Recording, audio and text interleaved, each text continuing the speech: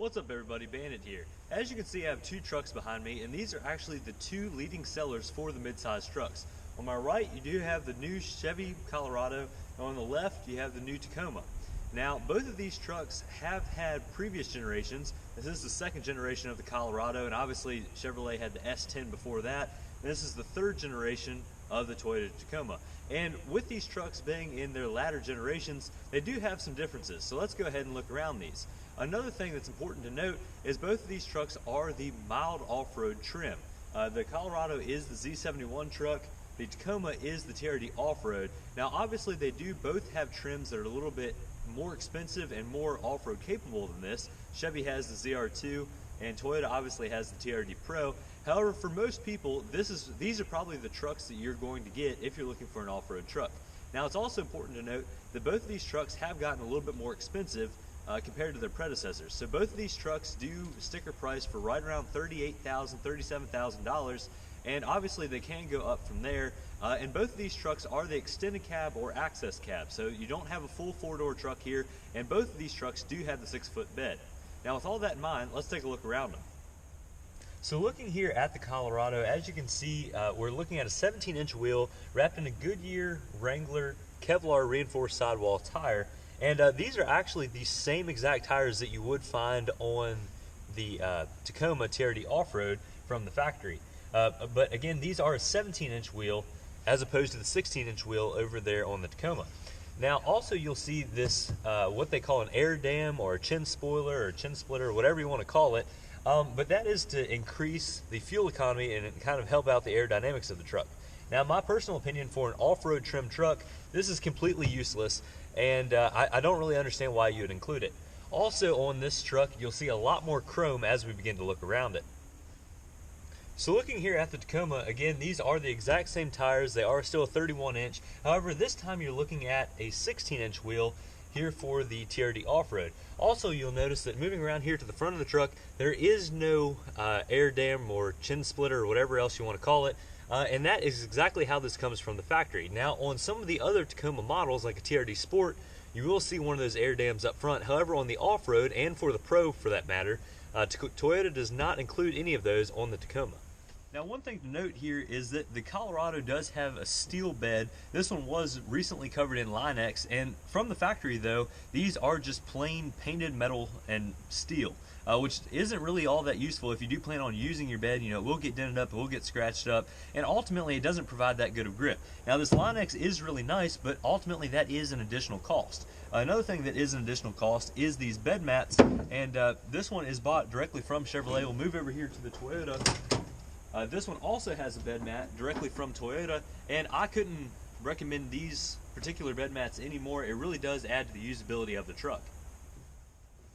Now also in all these Tacomas, one thing you'll notice is they do have a polymer bed. So this is plastic, it cannot rust out like a steel bed, and they started this here on the second generation Tacoma starting in 2005. Now another thing you'll notice is you do have a power outlet here, just like a wall outlet in your truck, and it does have an inverter in it so that you can run basically whatever you need to off the bed. Another thing around the Tacoma is that you'll find are these little bedside storage boxes, which, since you have a polymer bed, this does make it a pretty nice place to store a couple things. Now both of these trucks, as I said, with the standard steel that the Colorado had and the plastic that the Tacoma has here, they are very, very slick when they get wet, and I definitely would recommend a bed mat if you don't have one already. Now moving around to look inside of these trucks, both of these trucks, as I said, are the access cab, so you do have the smaller rear door, and opening them up is more or less the same. You go ahead and open the driver's door first, then you can reach around and open the back. Now, as you'll see, there is still a good amount of room in these trucks, and you have a ton of room behind the seats. Another thing that is nice about the access cab or extended cab trucks is you can flip up the seats and get them entirely out of the way, so you can actually store more in the back.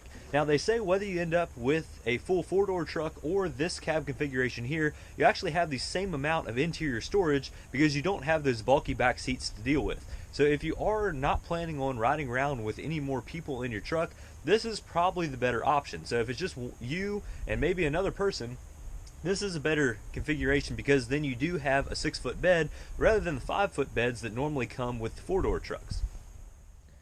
Now another thing that's also apparent in these trucks is just all of the storage that you have. So as you can see, you have 2 cup holders there in the door.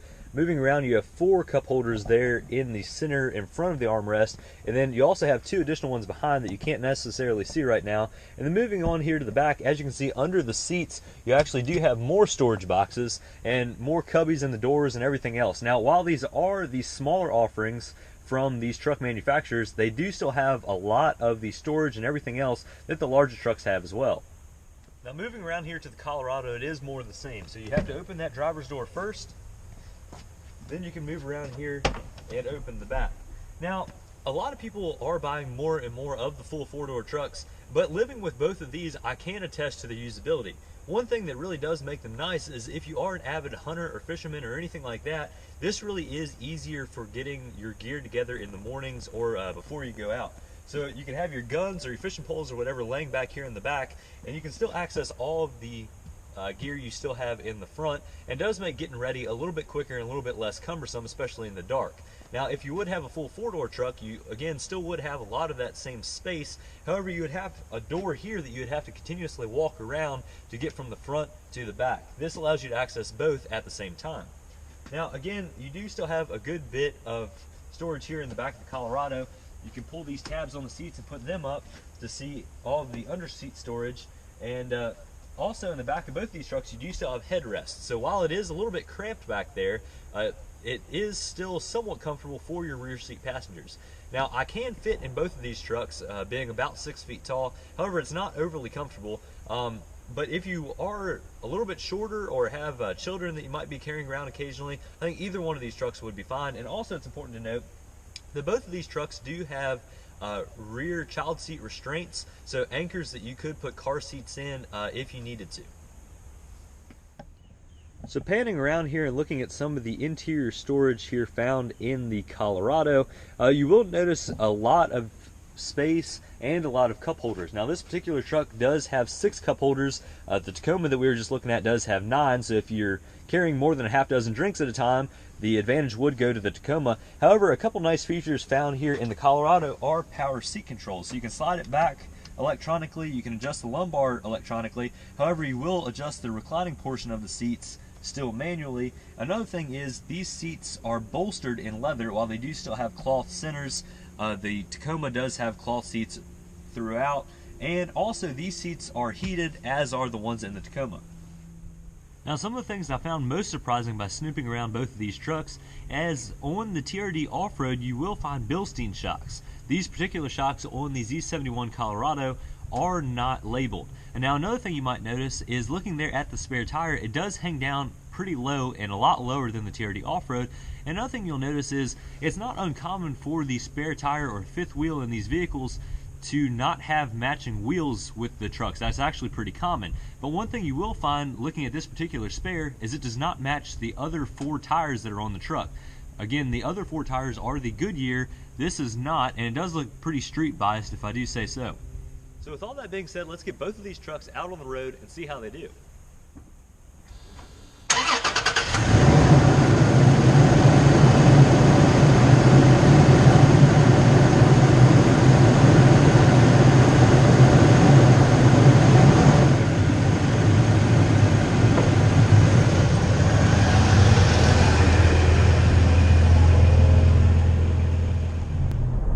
So we're setting off here in the Tacoma, and it is a pretty comfortable ride. Now it does still feel a lot like a truck. Now both of these vehicles are body on frame construction, meaning that there is a box or semi-box frame at least under both of these vehicles.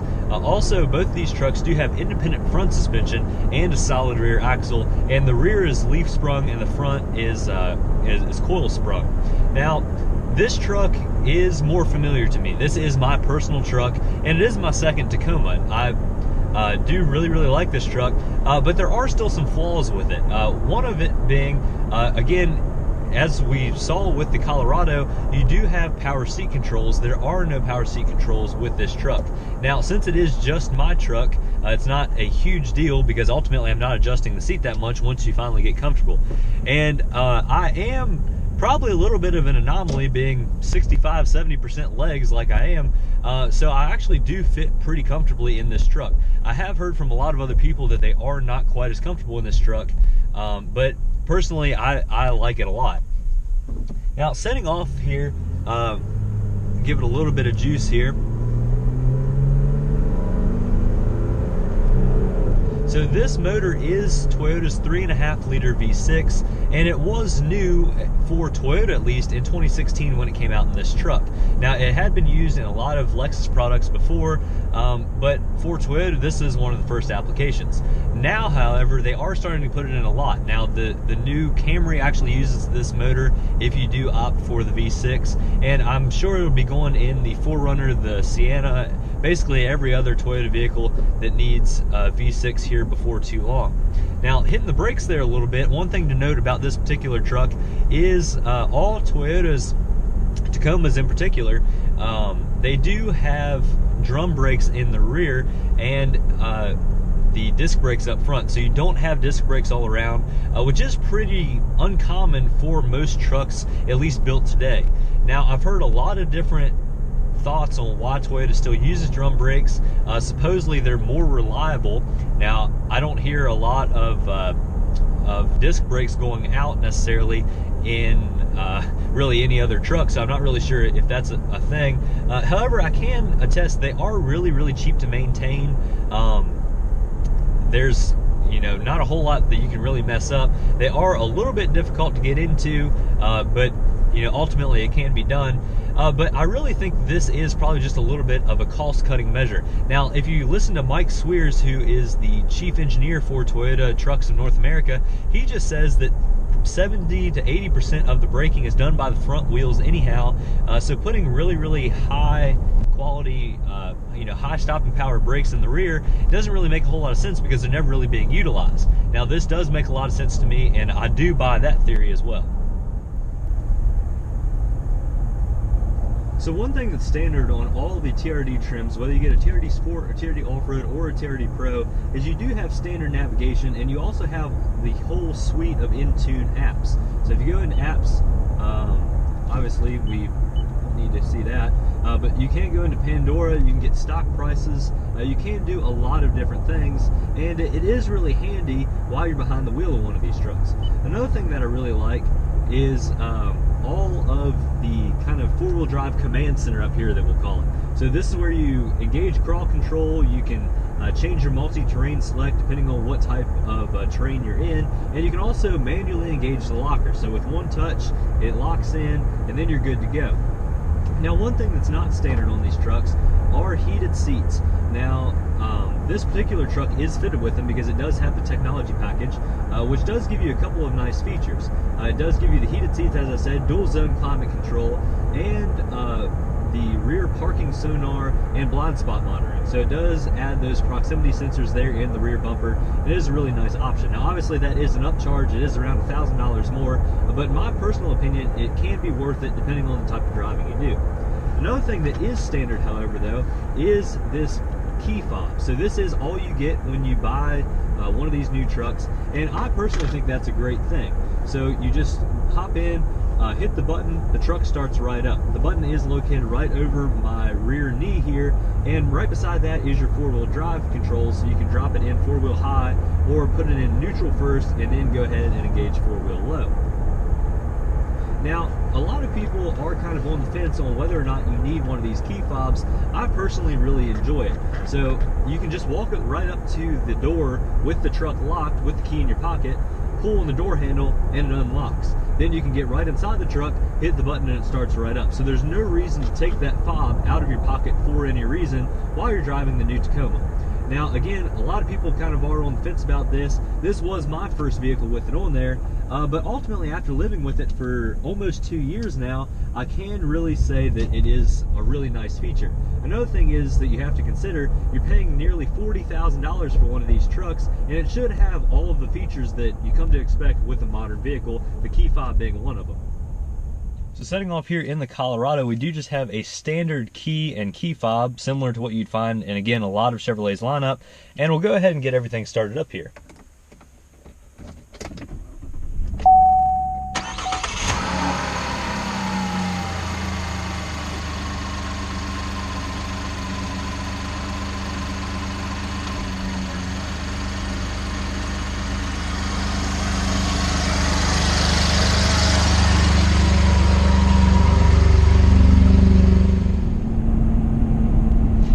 particular Colorado does belong to my dad, and actually he, before he bought this truck, had the first generation Colorado, so it really makes comparing all of these trucks really easy.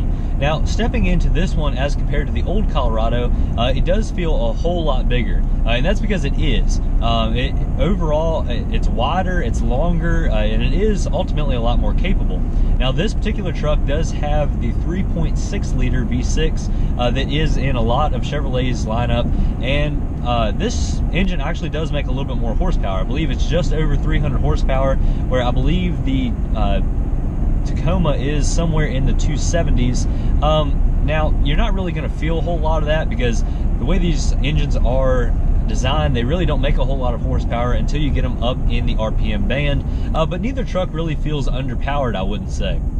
Now, one thing that you will notice looking out of this is the hood drops down a little bit more, and it's a little bit harder to tell the exact front of the truck in the Colorado because the hood slopes down a little bit more. Now, it does help in the visibility. However, the visibility over your shoulders is a little bit worse, and again, since the back of this truck is up so high, you can actually see the tailgate really, really well just out of the rear view mirror, which is a little bit surprising. You know, I do drive a lot of trucks. I'm in and out of different ones all the time, and this is one of the only trucks that I've ever seen where it seems like most of the view out of that back window, which is pretty small to begin with, is of the tailgate. So it is a little bit of a surprise there.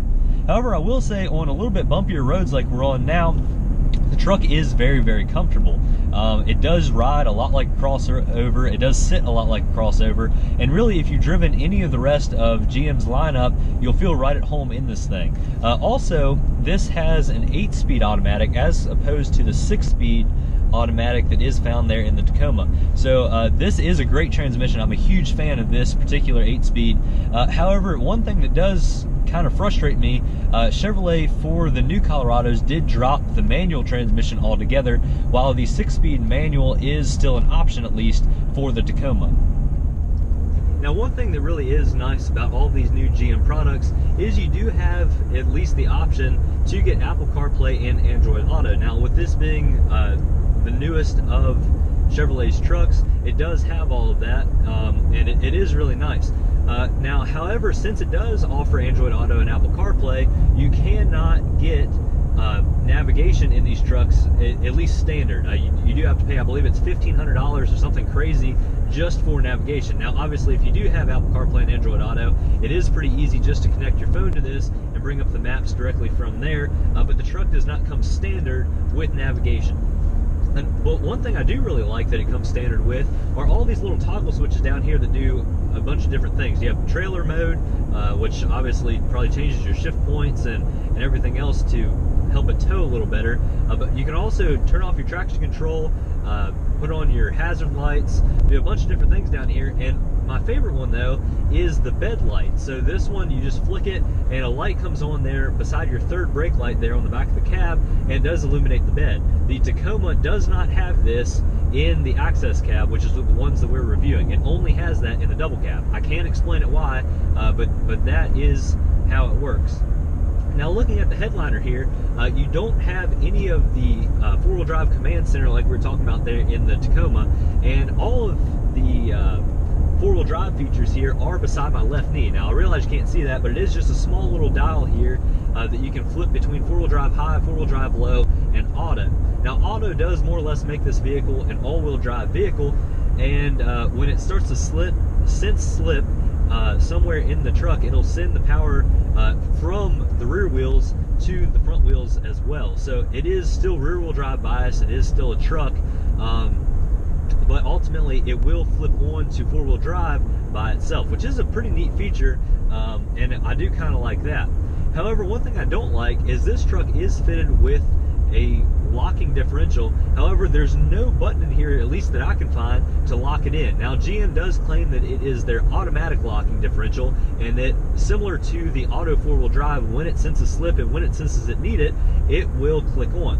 I personally don't like this as an off-road enthusiast because I like to know when all of my features are engaged and when they're not. You know, I normally have a pretty good idea of when I'm going to need a locker, you know, if you're going up steep rocks or anything else, and I would like to manually turn that on instead of waiting for the truck to figure out when I need it. One one thing that really surprised me about both of these trucks, but this one in particular, is how big they feel. This one really feels a lot bigger to me, at least driving it. And for them being mid-sized trucks, it's amazing how much they're capable of and everything else. Now, both of these trucks can tow right around 6,500 pounds. I believe this one is slightly more capable, maybe towing and hauling maybe 100 pounds more, but it is really a negligible amount when you look at how much these trucks are capable of. Now, one thing that probably aids in making it a little bit more able to haul and everything else is that back end being a little bit taller, like we talked about earlier, which really is a feature I could take or leave. But ultimately, these trucks are really, really great, and no matter which one you pick, I don't think you could really go wrong. So ultimately, which truck would you choose? Now, it is kind of a toss-up, and both of these offerings are really, really great trucks. The Colorado is very, very comfortable and does drive a lot like the crossovers that you'll find from the GM lineup, both from GMC and from Chevrolet. Now, if you're taking that particular truck off-road, there are some things that I would change. I don't necessarily love the 17-inch wheels. I think that is kind of foolish if you do plan on airing down, because ultimately you can't air down quite as far with a larger rim. Now, also, I don't understand why you would have an air dam on an off-road truck. I don't think that makes a lot of sense. And one thing that is really nice, though, about the Colorado is it does have a lot more horsepower. It is about 30 horsepower stronger. Now, with the Tacoma, I do think that the visibility out of this truck is a little bit better, and I also like to manually engage the four-wheel drive and the locker. Now, with this truck, I do like the 16-inch wheels as well. However, I think both of these trucks could benefit from a little bit more aggressive tires. So let me know what you think. Which truck would you choose? And I hope you liked this video. If you did enjoy it, please consider subscribing. We do really appreciate that. Thank you very much for watching. Have a fantastic week, everybody. We'll catch you next time.